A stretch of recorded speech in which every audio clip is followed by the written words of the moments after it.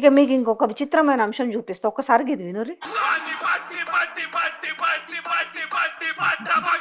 ఇంక చాలండి.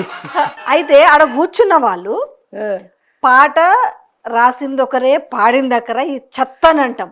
దరిద్రం ఏంటంటే అసలు నిన్నటి నుంచి ఆపుకున్నాను, నిన్న పొద్దు ఇది ఓపెన్ చేద్దాం అనేసరికి ఇది ఒక చండాలం. ఇంకా పాటను మనం వివరించడం ఎందుకని ఆల్మోస్ట్ ఆ పాట యొక్క చండాలం అంతా చూసిరు కదా. ఎందుకు ఇంత దిగజారుడు అనాలా? ఇప్పుడు వాళ్ళ తండ్రి ఆయనకు ఆయన ఇంటి పేరే ఈటీవీ అని ఏర్పడింది. సరే, ఆయన చాలా కాలం అయింది బయటకు వచ్చి, అది వేరే విషయం. కానీ ఆ ప్రభాకర్ అంటే వెల్ నోన్ పర్సన్. అరే వాళ్ళ కొడుకు ఇంతకుముందు కూడా ఏదో సినిమా విషయంలో మాట్లాడినప్పుడు గిట్లనే ట్రోల్ అయ్యిండు. ఇప్పుడు ట్రోల్ కంటే కూడా అందరూ కూడా ఏం పోయింది, ఏం పోయే కాలం వచ్చిందిరా నాయన, ఇంత దౌర్భాగ్యం ఏంది, తల్లిదండ్రుల కన్నా బుద్ధి లేదా అనే కాడికి వచ్చింది. ఏం చెప్తారు? అసలు ఈ పిల్లాడు తాను ఒక యాటిట్యూడ్ స్టార్గా, పేరు యాటిట్యూడ్ స్టార్, రైజింగ్ స్టార్ అని యాటిట్యూడ్స్. పోయినసారి ఏమైందంటే ఒక సినిమా ప్రమోషన్లో భాగంగా ఇలాగే ఇష్టారీతిన బిహేవ్ చేస్తే ఏంటి పిల్లోడికి ఇంత యాటిట్యూడ్ అన్నారు. అందుకని ఇదేదో బిరుదు బాగుంది అనుకుని యాటిట్యూడ్ స్టార్ అని పెట్టించుకున్నాడు. ఇప్పుడు యాటిట్యూడ్ స్టార్ కాస్త ఏమైపోయాడంటే బూతుల్ స్టార్గా అయిపోయాడు. డిజాస్టర్. ఇది ఒక రకంగా పోయినసారి కూడా ఏ సినిమా నేపథ్యం, మీడియా నేపథ్యం లేని వాళ్ళు ఎవరైనా సరే తప్పటడుగులు వేసే అవకాశం ఉంటుంది. ఏం మాట్లాడాలి, ఎలా మాట్లాడాలి ఆల్రెడీ చెప్తూ ఉంటారు. అయినా కానీ ఎంతో కొంత పొరపాట్లు జరిగే అవకాశం ఉంటుంది. కానీ తల్లి రీల్స్ చేస్తుంది, సోషల్ మీడియాలో ఉన్నది తల్లి, వాళ్ళ అక్క చేస్తుంది, వాళ్ళ నాన్న పొద్దున్నేస్తే కెమెరా ముందుండే బ్యాచ్ ఇల్లంతా. మరి వీళ్ళు ఇలా బిహేవ్ చేయకూడదు అని చెప్పి వీళ్ళు చెప్పలేదా అనేది పోయినసారి అనుకున్నారు. సరే, ఆ సినిమాని ఏం చేశారు అంటే ఓన్ ప్రొడక్షన్లో తీసి మేము మా ఆస్తులన్నీ పోయినాయి అని చెప్పి బాధపడ్డారు. సరే, అయిపోయింది.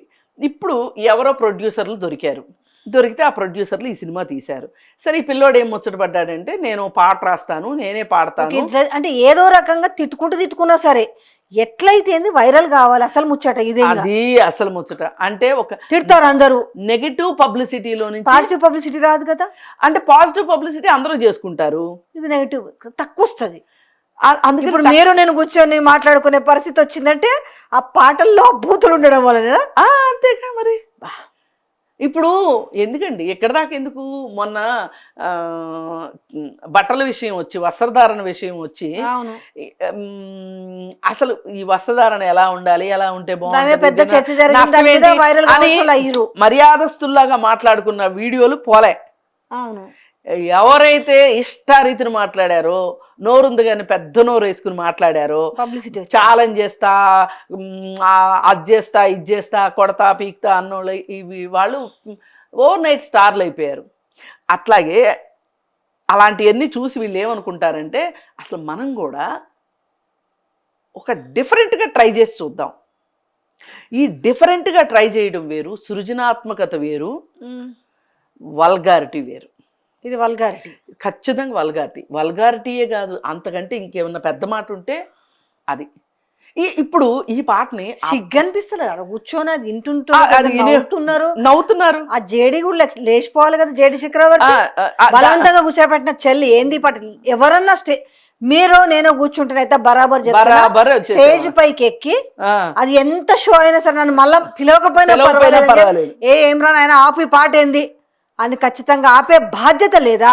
అసలు ఆ సామాజిక బాధ్యత ఎందుకు లేదు? కొందరు కూర్చొని హీ అని నవ్వుతున్నారు, ఏం పాడైందని నవ్వుతున్నారు. అసలు అది కాదమ్మా, మొన్న శివాజీ మాట్లాడేటప్పుడు కింద నుంచి ఈలలు కేరింతలు కొట్టారు కదా, కిచ్చకిచ్చ నవ్వారు కదా. ఆ బ్యాచ్కిను ఈ బ్యాచ్కి డిఫరెన్స్ ఏంటి చెప్పండి నాకు. ఏమీ లేదు. అసలు మీరు అర్థం కాదా? కెమెరాలు ఉన్నాయి కాబట్టి నవ్వాలా అంతే. మొదటిసారి నాకు అర్థం కాలేదని చెప్తున్నాడు జేడి చక్రవర్తి. సరే, ఎందుకంటే ఆ మ్యూజిక్ హోర్లో ఇట్లాంటిది వస్తుంది అని ఎక్స్పెక్ట్ చేయరు కాబట్టి మొదటిసారి అర్థం కాలేదు అనుకుందాం. రెండో చరణం మూడో చరణం వచ్చేటప్పటికన్నా అర్థం కావాలి కదా. అయితే జేడి చక్రవర్తి ఏం చెప్తున్నాడంటే, నేనున్న చోట ఎక్కడా ఎప్పుడు బూతులు మాట్లాడనివ్వను. ఒకటి రెండు సందర్భాల్లో చాలా రోజుల క్రితం బూతులు మాట్లాడితే కొట్టిన సందర్భాలు కూడా ఉన్నాయి. అందుకే నన్ను యారగెంట్ అని పిలిచారు. నేనైతే పూర్తిగా ఖండిస్తున్నాను. నేను అక్కడి నుంచి లేచి రానందుకు నేను ఇప్పుడు బాధపడుతున్నాను అని చెప్పారు. ఆ పక్కనే జయంత్ అని సీనియర్ డైరెక్టర్ ఉన్నాడు. సీనియర్ డైరెక్టర్ ఎవరో పూజా బేడి అని ఉన్నారంట. ఆ హీరోయిన్ ఒక అమ్మాయి ఉంది. ఆ హీరోయిన్ అమ్మాయికి తెలుగు రాదంట. మళ్ళీ పైగా ఈ పాటని ఆమెకు అర్థమయ్యే భాషలో చెప్తే అంతకుముందు ఆమె చప్పట్లు కొడతా ఉంది. ఇదంతా చూస్తుంటే నాకైతే ఎంత వెకిలి వ్యవహారంగా ఉందంటే, పోనీ ఇంత చేసి హీరోయిన్ చక్కగా లంగా ఓణి వేసుకుని ముద్దుగా బాగుంది. మరి ముద్దుగా బట్టలు వేసుకున్నా అంటే మిగతా అన్నీ ఎలా ఉన్నా పర్వాలేదా శివాజీకి? దీని మీద ఏం మాట్లాడండి శివాజీ ఇంతవరకు రియాక్ట్ కాలేదు. ఏమన్నా పెద్ద మనుషుల ఒప్పందం నడుస్తుందా అక్కడ? చెవులలో సీసం పోసుకున్నారు. మరి ఇంక చాలా మంది మాట్లాడారు మన బట్టల విషయంలో. ఇప్పుడు డబల్ మీనింగ్ పాటలు చూసినాము, ఘోరమైన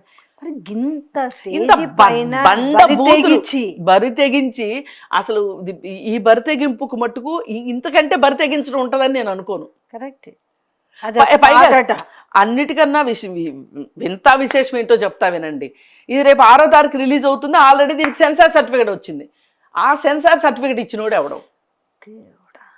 ఈ పాట పెట్టి చూపించారా వాళ్ళకి, ఈ పాట పెట్టకుండా చూపించారా కూడా కావాలి, ఆన్సర్ కావాలి.